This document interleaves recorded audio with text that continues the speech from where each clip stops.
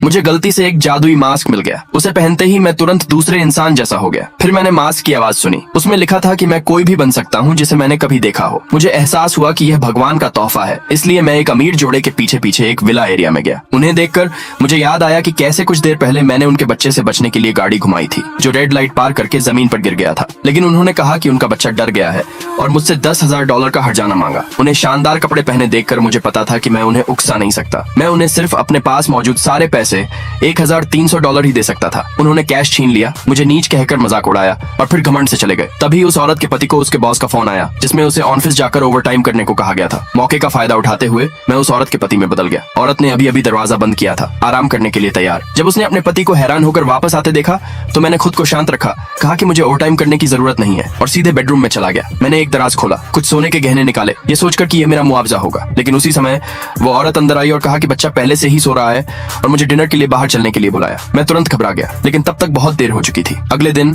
मैंने सोने के गहने कैश करवा लिए। तभी डिलीवरी स्टेशन मैनेजर का फोन आया और मुझे काम पर न आने के लिए डांटा, ये याद करते हुए कि मैनेजर हमेशा कैसे बदतमीजी से मेरी सैलरी काट लेता था।